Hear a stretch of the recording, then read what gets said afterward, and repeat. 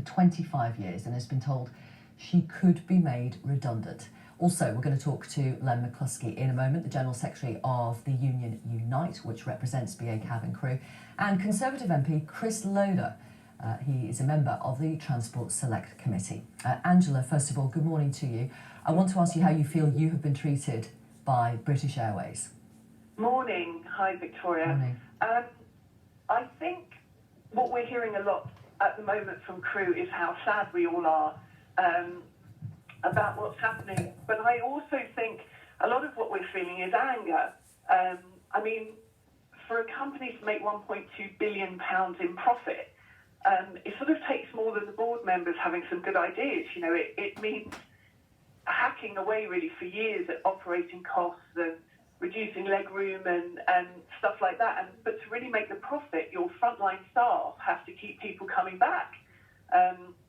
I mean, that's where the revenue comes in. So for all of us, I mean, for so many years, we've been apologising pretty much all day, every day, and trying our best to bring people back because we love wearing the uniform and we're so proud of working for BA. And I think because we've had to do that for so long, to make this £1.2 billion profit, I think to then not only not receive a penny of bonus from that 1.2 billion, by the way, but then to then find out from a news banner that the company that we've defended for so many years is making us redundant, sort of without exploring, it seems to us, one other option to help protect our jobs, and to do it without sort of a word of empathy or thanks just seems so callous to us. And I think when people ask us what we're feeling, I think a lot of what we're feeling is grief. I mean, we're grieving for a company that we once sort of were so proud to call our employer, and instead of pride, we're now just feeling completely betrayed. And I think that comes as a huge shock when you've devoted your life to a brand that you've loved for so long. 25 years in your case. British Airways have given us this statement, Angela. They say we're acting now to protect as many jobs as possible.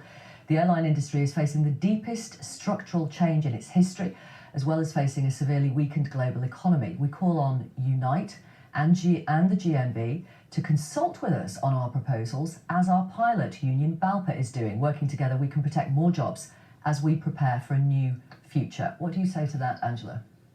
I would say that we take that on board. I mean, we know these are tough times. We're not idiots by any means as BA staff, but we understand about the structural change. But surely for a company with BA's revenue and wealth, you know, to restructure, you have the time and the privilege BA have to really use the union as our voice and to treat employees as more than just collateral damage in this, and to show everyone involved that they're capable of empathising with people that have given their working lives to bringing passengers back again and again. And I think if you allow a company with as much revenue as BA to just choose mass redundancy as its first and only option for a temporary problem, I just am scared that it's just such a green light for other companies to follow suit.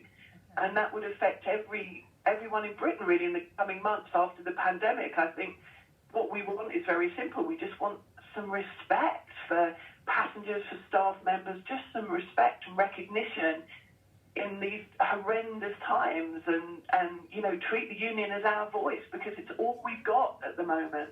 Well, let's talk to Len McCluskey, General Secretary of Unite. Good morning to you, Mr. McCluskey. There is a massive drop in demand for air travel. It's gone through the floor. What can BA do in these circumstances?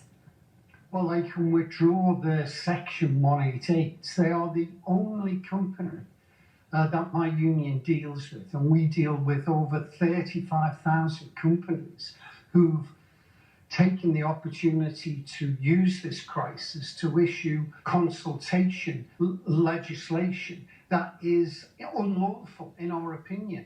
You know, listening to Angela and to the thousands of members who work for British Airways, it's heartbreaking. It's a wanton act of industrial vandalism, industrial thuggery. What they're doing is, it's important your viewers know this, Victoria, they intend to sack 42,000 employees and re-employ 30,000 of them on rates of pay and conditions of 60%, 70% less. It's disgraceful. Of course, the aviation sector, indeed many other sectors in our country, manufacturing, hospitality, are going through difficult times. And we've proved in the past with British Airways that we're capable of sitting down with them and resolving their issues. But the fact of the matter is that they have to take a step back. They're the only company that's done this. We're already negotiating and discussing with other airline companies who have taken a different approach. And Angela mentioned one particular important word, and that is respect. And that's all workers want. They want to be treated respectfully. Okay, Take this sort of Damocles away from them, and let's sit down and talk properly about the problems that British Airways have. Okay, but if those conversations happen, are you saying you could help avoid all those redundancies, or are you saying there are other options? What exactly are you saying is achievable? Of course, there's lots of options, but until such times as British Airways behaves sensibly and we get into a room in order to debate it, I've said to the CEO on a number of occasions, I will meet anywhere, anytime, in order to try to deal with their issues. We saved them billions just a few years ago dealing with changes in the pension scheme. Our shop stewards are representatives in all of the sectors, and remember, we represent the membership right across the different sectors in British Airways. Yeah. So have you not, briefly, before I bring in Conservative MP Chris Loder, have you not had any conversations from Unite with the BA execs?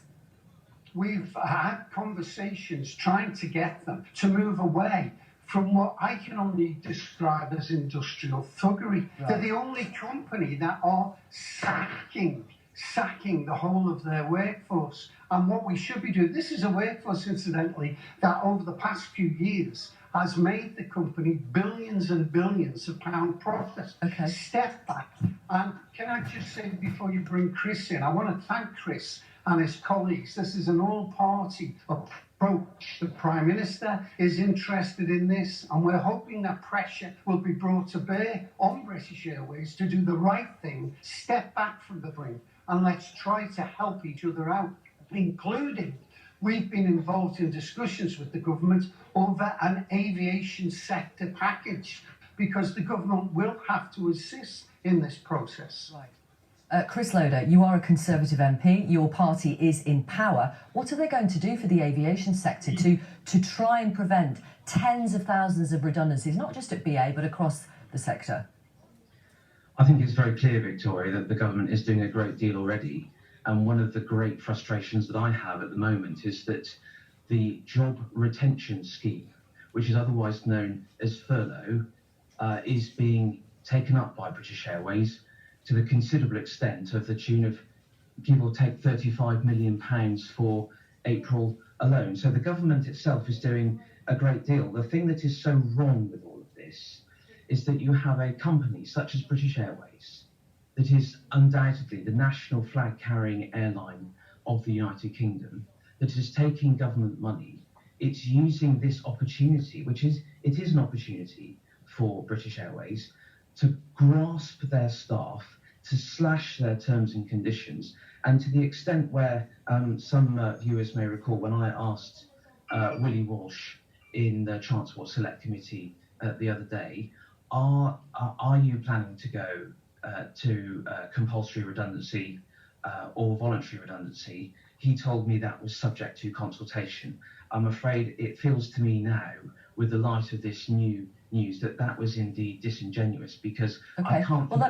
I just want to be really clear then. So British Airways is taking British taxpayers' money to pay 80% of many of their staff's wages and then threatening them with redundancy. Is that abusing the furlough scheme? I believe it is, very clearly so. And I think British Airways need to take care here. I mean, personally, I've been very moved by all the communication that I've received from British Airways employees, not only in my own constituency, but across the country. And I wrote an open but personal letter to those employees on the 15th of May. But I think BA need to take care, because Parliament is very exercised about this. We have an urgent question which is coming to the House of Commons later this morning. And I feel that there is cross-party support across the whole House of Commons that will take BA to task. And I think that's very sad that you have the United Sorry, Kingdom... Mr. Loder, to take them to task? Yes, I mean, indeed. that doesn't change what they're planning to do. The point being, British Airways now, I believe, is abusing the trust not only of its employees but of the nation. The United Kingdom Parliament speaks on behalf of the nation, and we shall do as much as we can to make sure that that voice is well heard. There are no two ways about it. This is, I think I described, if I recall correctly, BA as a commercial predator. And I have to say, everything that I'm seeing now, to the fact that we are now in the position of threatening every single member of staff with the sack and only reinstating them on massively reduced terms and conditions, that is not the spirit of what the furlough scheme, the job retention scheme, was meant for. Okay, And but from what you've just said to me, I mean, you've made it very clear you think they're abusing it, you've called them a commercial predator for doing that, but actually there's nothing you can do, is there? It's a private company at the end of the day. You're correct, it's a private company. There's no two ways about that. And it is not something that I want to see, that the government directly intervenes. For example, I know there have been some calls for a government to take a share of the business. The business is commercially viable. It operates financially, but this is a point of national crisis. Okay, well, just before I go back to Angela, I mean, on that point, in the way that in the financial crisis, the British taxpayer took a stake in certain banks, is it not possible for that with British Airways? The situation was very different there. No, is it possible now? It's actually worse now. The situation is worse now. Is it possible now? I don't think it's possible now because Why the not? finances of BA don't require it. I mean, IAG is a hugely has a considerable amount of cash, Yeah, and that's indeed fair. when you look further afield at its airlines across Europe, Okay. they are indeed much better off. So I we are not. It is a totally different state of play. Fair enough. That is a fair point. I want to go back to Angela, if I may. I mean, what can you do to stop this happening? We can't do anything. I mean, just listening to Mr. McCluskey and Mr. Loder, this is how we're all feeling at the moment. Totally helpless. We're not people who usually feel vulnerable. We're an incredibly strong workforce. We're committed. We're passionate. We do what we do well.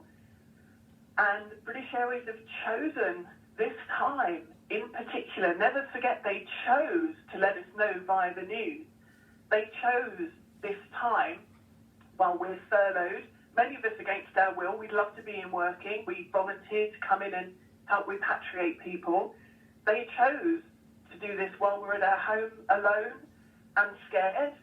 And we feel very, very vulnerable. And we're hearing people argue above our heads, some of which we understand, some of which is too complex legally for us to understand, and it's just the most horrific feeling. It's like nothing we've ever experienced before, and we just want to do what we do best, and it's just terrifying for all of us. Well, thank you very much for talking to us, Angela. Not her real name, for obvious reasons. She is BA cabin crew and has been for 25 years. Len McCluskey, thank you for your time. I think, did you want to say something else, Mr. McCluskey, or were you just saying goodbye? No, can I just say... Really briefly. Okay, two very quick things. IAG, who own British Airways, also own Iberia, the Spanish national flag airline. Spanish workers are not being treated in any way like British workers. This is outrageous. You say, what can the government do about it? Well, airlines operate on routes.